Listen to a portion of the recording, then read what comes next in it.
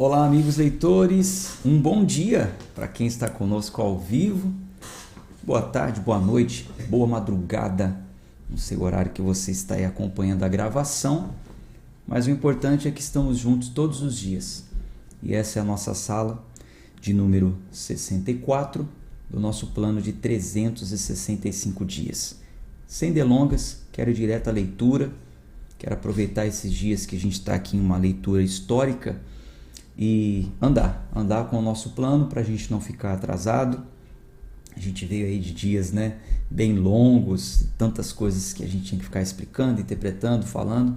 Vamos agora a uma leitura mais conhecida. Estamos respirando um pouco, dando um tempo para o nosso cérebro, guardar as informações. Logo, logo vem coisas mais profundas aí. Quando a gente voltar lá para o Novo Testamento, as cartas apostólicas, enfim. Bom, abra sua Bíblia em Êxodo, capítulo 18. Êxodo 18. Oremos ao Senhor, já estamos diante da sua presença, com certeza, mas agora, em nome de Jesus, queremos convidar ao Espírito Santo do Senhor, que já está no nosso meio, a abrir o nosso entendimento, dar a tua direção, falar conosco através dessa leitura. Deus, em nome de Jesus, pedimos isso a ti, Senhor, e abençoe o nosso clube, que esse clube cresça para a tua honra e para a tua glória, que cada pessoa que chegar a esse clube conheça a tua verdade, a tua palavra. Oramos em nome de Jesus. Amém. Vamos à leitura. Êxodo, capítulo 18, versículo 1. Quando Jetro, o sacerdote de Midian, sogro de Moisés, ouviu tudo que Deus havia feito a Moisés e a Israel, seu povo, e que o Senhor havia tirado Israel do Egito, então Jetro, sogro de Moisés, tomou Zípora, esposa de Moisés, depois que ele a enviara de volta, e seus 2 filhos, dos quais o nome dele, um era Gerson, porque ele disse, fui estrangeiro em uma terra estranha. O nome do outro era Eliezer, porque o Deus de meu pai, disse ele, foi minha ajuda e me libertou da espada de Faraó. E Jetro, sogro de Moisés, veio com seus filhos e sua esposa a Moisés no deserto, onde ele acampava junto ao monte de Deus, e disse a Moisés, peraí, vamos dar uma respiraçãozinha aqui na leitura. A gente viu que Moisés saiu da casa do sogro e foi para o Egito. Levou a sua mulher e filhos. Em algum tempo, Moisés, o texto está dizendo que Moisés mandou a esposa e os filhos de volta para a casa do pai, até que tudo se resolvesse. Ele entrou em um confronto com o Egito. Depois de tudo resolvido, o sogro vai até Moisés, leva a filha e os netos. Quando ele vê Moisés legislando, liderando o povo, ele vai dar um conselho preciosíssimo para o genro. Vamos ver isso juntos. Versículo 6. E disse a Moisés, eu, teu sogro Jetro, venho a ti com tua esposa e seus 2 filhos com ela. E Moisés saiu ao encontro de seu sogro, inclinando-se, o beijou, e perguntaram-se pelo seu bem-estar, e entraram na sua tenda. Perguntaram, tá bem? Você tá bem? Tô bem, aquela coisa toda, Versículo 8. E Moisés contou ao seu sogro tudo o que o Senhor havia feito a Faraó e aos egípcios por causa de Israel, e toda a aflição que os acometera no caminho, e como o Senhor os livrara. E Jetro se alegrou por toda a bondade que o Senhor havia feito a Israel, a quem havia libertado da mão dos egípcios. E Jetro disse, bendito seja o Senhor, que vos livrou da mão dos egípcios e da mão de Faraó, que livrou o povo de debaixo da mão dos egípcios.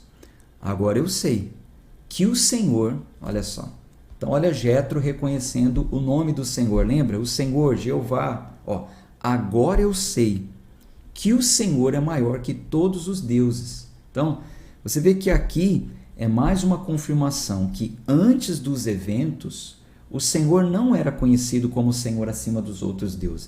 Ele era conhecido como Todo-Poderoso, que chamou Abraão, fez promessa e tal. Agora, depois dos seus feitos, depois das suas maravilhas, o sogro de Moisés também fala: agora eu sei que o Senhor é maior que todos os deuses.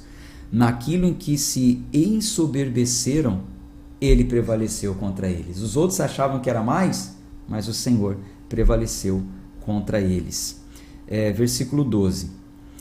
E Jetro, sogro de Moisés, tomou uma oferta queimada e sacrifícios para Deus, e veio a Arão e todos os anciãos de Israel para comer o pão com que o sogro de Moisés diante de Deus.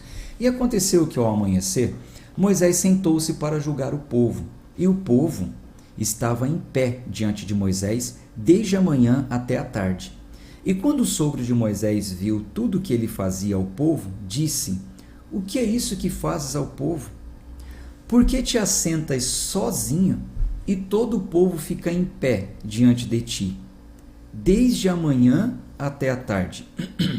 E disse Moisés a seu sogro: porque o povo vem a mim para perguntar a Deus. Quando eles têm uma questão, vem a mim. Desculpe. Quando eles têm uma questão, vem a mim, e eu julgo entre um e outro, e os faço saber os estatutos de Deus e as suas leis. E o sogro de Moisés lhe disse: o que estás fazendo não é bom. Certamente desfalecerás tu e este povo que está contigo, porque isso é muito pesado para ti. Não és capaz de realizar isto sozinho. Ouve a minha voz, dar-te-ei um conselho, e Deus será contigo. Sê tu pelo povo diante de Deus, para que leves as causas a Deus, e tu lhes ensinarás as ordens e as leis, e lhes mostrarás o caminho em que devem andar, e a obra que devem realizar.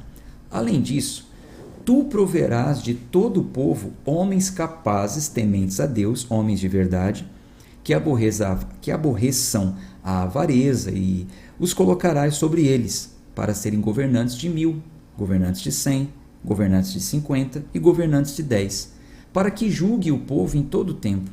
E será que toda causa grave eles trarão a ti, mas toda causa pequena eles julgarão. Assim será mais fácil para ti, e eles carregarão a carga contigo. Se fizeres isso, e Deus te ordenar assim, então serás capaz de suportar, e todo esse povo também voltará ao seu lugar em paz. Então Moisés ouviu a voz de seu sogro e fez tudo o que ele dissera. E Moisés escolheu homens capazes de todo Israel e os fez por cabeças sobre o povo, governantes de 1000, governantes de 100, governantes de 50 e governantes de 10. E eles julgaram o povo em todo o tempo. As causas mais graves traziam a Moisés, mas toda causa pequena julgavam eles mesmos. E Moisés deixou seu sogro partir, e ele seguiu o caminho para a sua própria terra. Gente, que conselho maravilhoso, excelente. Esse conselho eu tomei para mim no ministério, que pela misericórdia do nosso bom Deus eu presido, pela misericórdia do nosso bom Deus. E eu entendi o seguinte: não tem como a gente liderar sozinho. Então, aplique isso na sua vida também. O que a gente faz? São muitas pessoas para serem cuidadas. Então, por exemplo, aqui no nosso clube, nós temos uma pessoa, que é a dona Elaine, que nos ajuda a entrar em contato com algumas pessoas que às vezes saem do grupo, aí manda mensagem, vê o motivo, por que a pessoa saiu, se está chateada com alguma coisa, nos ajuda ali a uma reaproximação, ou se de fato foi uma escolha dela, é respeitada e tal. A causa que foi muito difícil, a dona Elaine traz para mim. Caso contrário, ela mesma resolve. Nós temos um grupo chamado Evangelho Sem Fronteiras, que nós conectamos pessoas nesse grupo de diversas partes do Brasil. E dentro desse grupo, nós estamos observando, selecionando pessoas, assim como o sogro de Moisés orientou. Pessoas que vão nos ajudar, que serão cabeças de 5, cabeças de 10, quem sabe futuramente cabeças de 100. Pessoas que vão nos ajudar a orientar, a aconselhar. Mas é claro, para isso essas pessoas, elas estão sendo capacitadas. Esporadicamente nós nos reunimos, aplicamos algumas aulas, alguns ensinos, vamos conhecendo ali pela forma da pessoa se portar dentro do grupo, por aqui, enfim. Aí a gente vai separando alguns para nos ajudarem a cuidarem de pessoas. Isso é muito bom. Isso é muito bom. A gente precisa entender que sozinho nós não somos tão capazes assim. Moisés estava ali para liderar milhares de pessoas. Sozinho não ia dar certo. Então, e assim é a igreja de Cristo, né? Cristo é o cabeça. Todos nós somos membros do seu corpo e uma parte se ajusta à outra, formando o corpo, mas um serve o outro, né? E como na disposição da igreja, diz os textos, nós vamos ler isso juntos, que Deus escolheu uns para mestres, outros para pastores, outros para presbíteros, outros para isso, outros para aquilo outro, mas outros também para fazerem parte do corpo, né, como membros. Cada um tem um chamado. O importante é que todos se coloquem à disposição. Conselho excelente esse que o sogro de Moisés deu para ele. Conselho maravilhoso. Capítulo 19. No terceiro mês, quando os filhos de Israel haviam saído da terra do Egito, no mesmo dia entraram no deserto do Sinai, porque haviam partido de Refidim e chegaram ao deserto do Sinai e tinham acampado no deserto. E ali Israel acampou diante do monte. E Moisés subiu a Deus, e o Senhor o chamou do monte, dizendo: Assim dirás à casa de Jacó, e falarás aos filhos de Israel: Vistes o que fiz aos egípcios? E como vos carreguei sobre asas de águia, e vos trouxe a mim? Agora, portanto, se vós obedeceis a minha voz, e guardais o meu pacto, então sereis o meu tesouro peculiar, acima de todos os povos, pois a terra é minha. E sereis para mim um reino de sacerdotes, e uma nação santa. Essas são as palavras que falarás aos filhos de Israel. E Moisés veio e chamou os anciãos do povo e colocou diante de suas faces todas essas palavras que o Senhor lhe ordenara. E todo o povo respondeu unido e disse: Tudo que o Senhor falou, faremos. E Moisés retornou ao Senhor com as palavras do povo. E o Senhor disse a Moisés: Eis que eu virei a ti em uma densa nuvem, para que o povo ouça quando eu falar contigo, e creia em ti para sempre. Moisés disse as palavras do povo ao Senhor. E o Senhor disse a Moisés: Vai ao povo e santificai-os, hoje e amanhã, e faze com que lavem suas vestes, e estejam prontos para o terceiro dia, porque no terceiro dia o Senhor descerá à vista de todo o povo sobre o monte Sinai. E tu estabelecerás limites ao povo em redor, dizendo: Fiquem atentos, para que não subam ao monte, ou toqueis os seus limites. Todo aquele que tocar no monte certamente morrerá. Grave essas palavras. Quando nós estivermos lendo a carta aos Hebreus, a gente vai ter que se recordar disso aqui. Veja que Deus ia falar com o povo, ele ia descer, o povo ia ouvir a Deus falando com Moisés, mas ia ter um limite, as pessoas não poderiam passar daquele limite. Vai prestando atenção nos detalhes.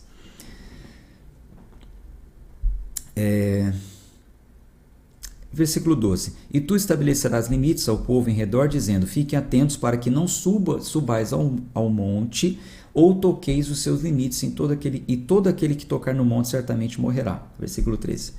Nem mesmo mão alguma o tocará, porque certamente será apedrejado ou acetado. Acetado é seta, né? Flechas, né? Será flechado. Seja animal ou homem, não viverá.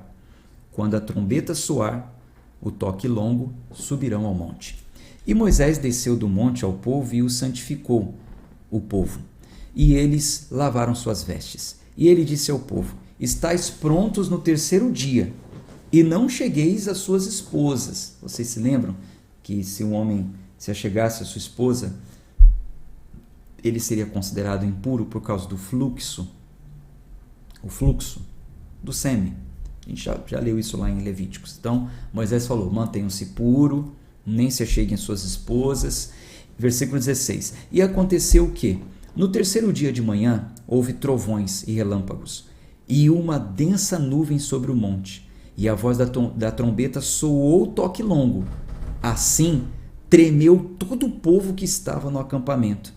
E Moisés levou o povo para fora do acampamento ao encontro de Deus, e ficaram no pé do monte.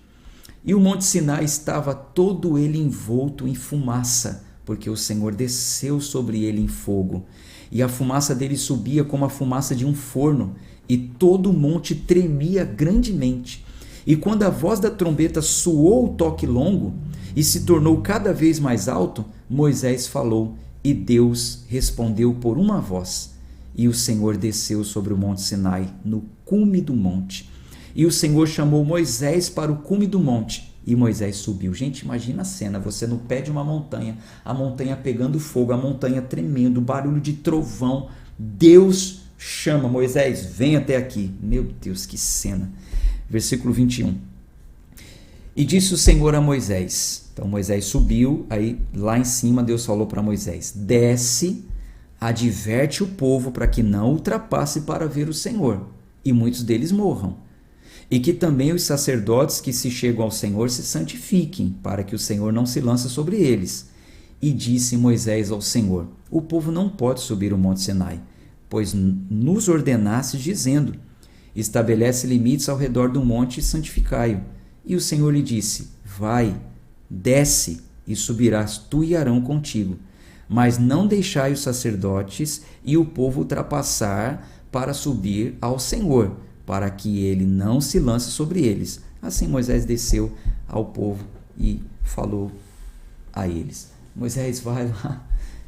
Aí Deus fala para Moisés, Moisés chega lá, Deus fala, Moisés, desce e fala para o povo não subir.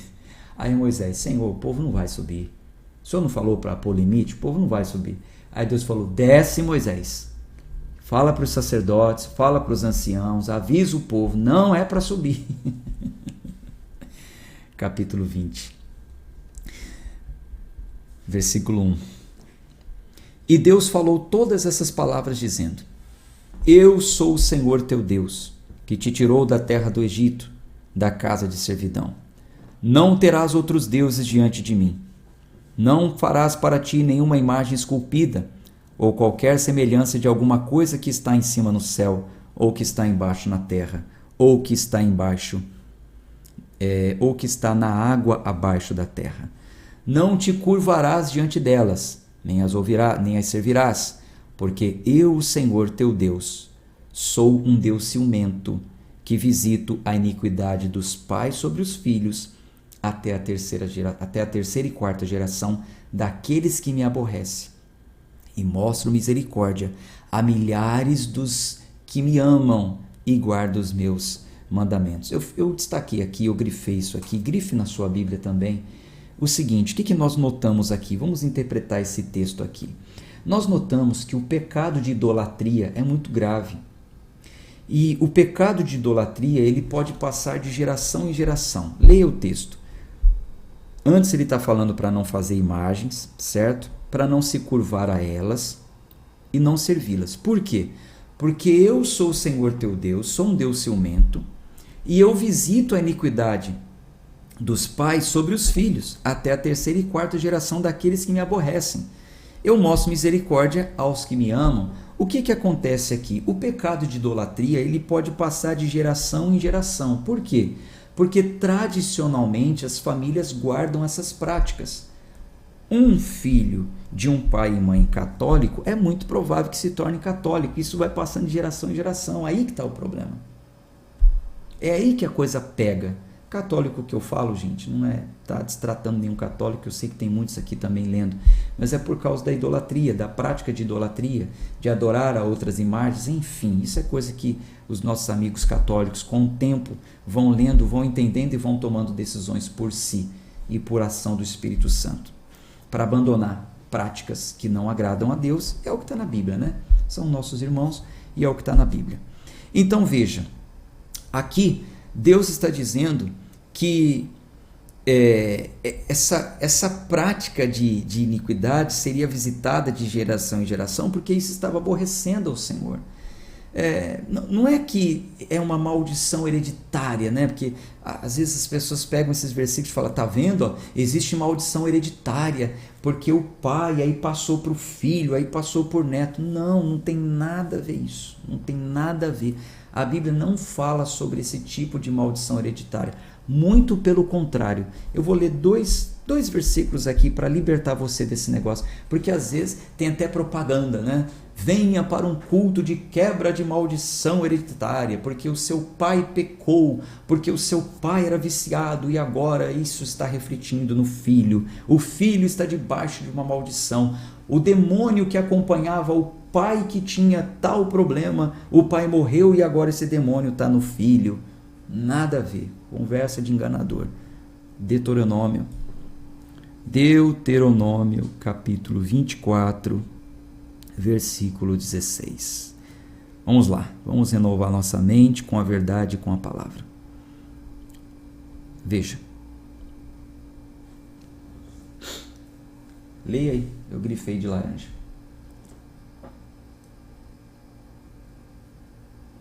Diferente do que muitos pregam por aí sobre isso, a Bíblia diz que os pais não serão mortos pelos filhos, nem os filhos serão mortos pelos pecados dos pais. Cada homem será morto pelo seu próprio pecado.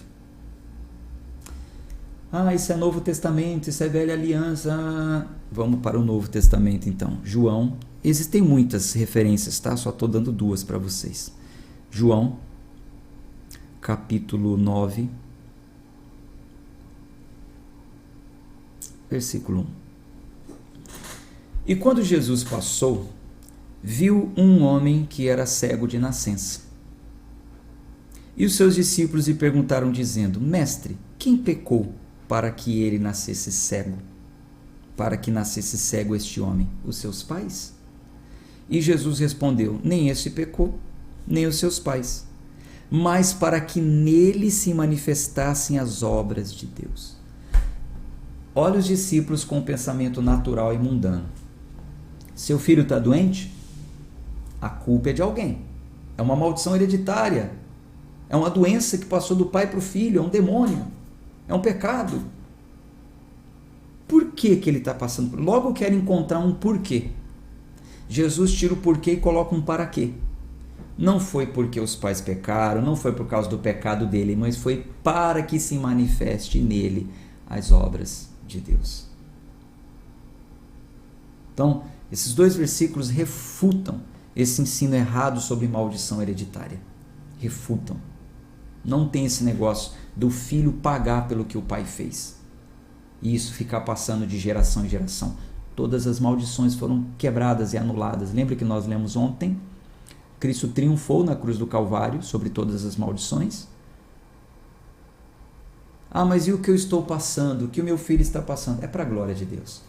É para cura, é para libertação, é para milagre, é para disciplina. Então, está aí a palavra.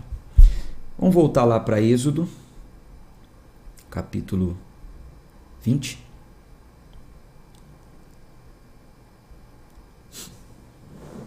Paramos no versículo 6, né?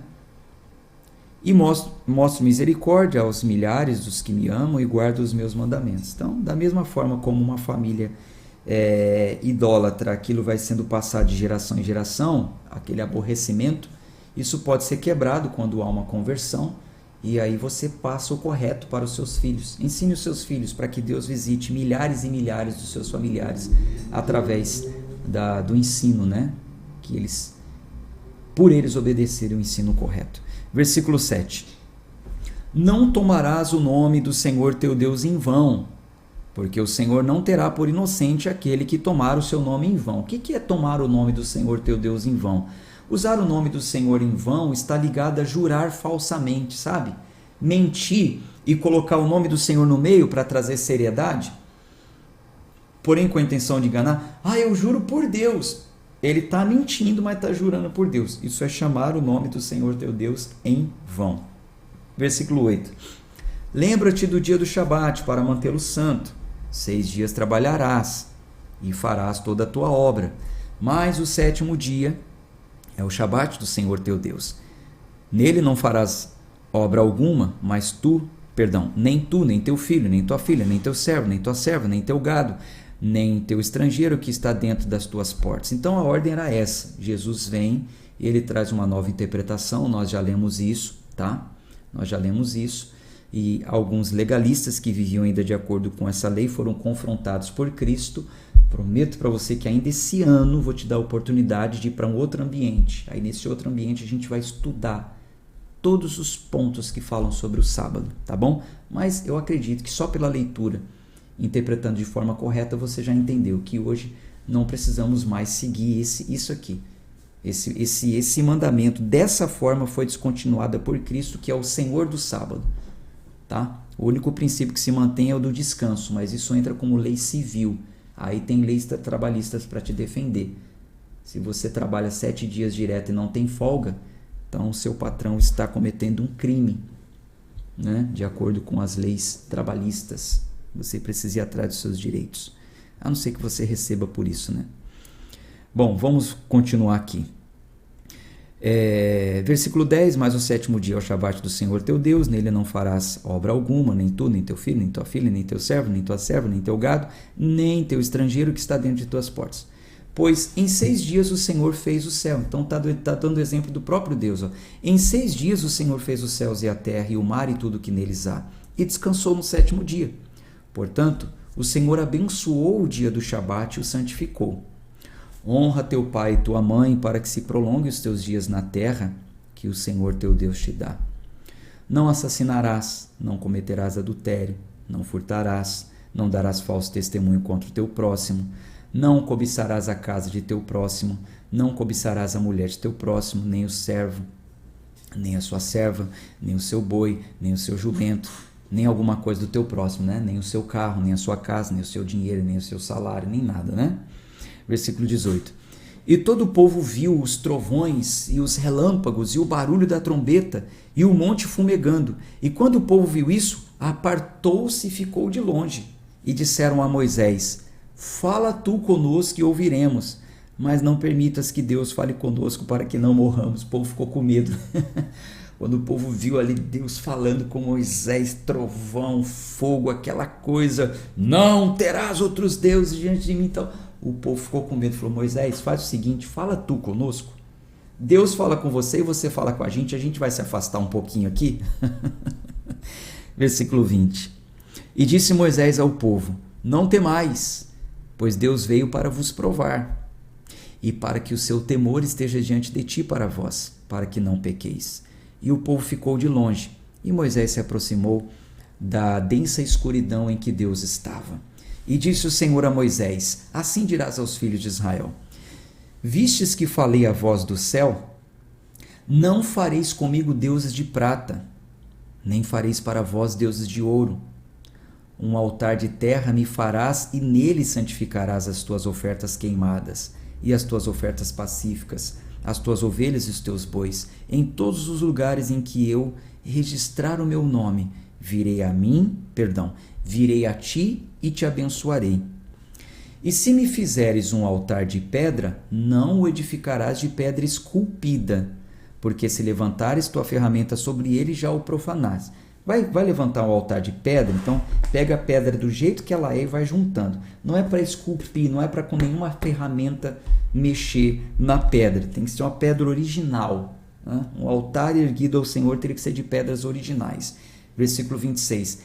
Tampouco subirás por degraus o meu altar, para que a tua nudez não seja descoberta por ele.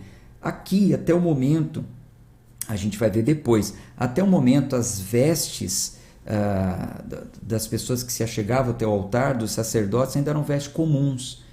Mais para frente a gente vai ver que ele manda colocar uma sobrepeles por baixo, uma capa por cima, tudo para tampar, sabe, a nudez. Porque você imagina, se subir em um altar por degraus, e aí a pessoa está ali debaixo vendo, vai ver a nudez, né, do sacerdote. Então, vai preparar um altar, mas não suba por degraus ao meu altar, que não seja muito alto para que a tua nudez...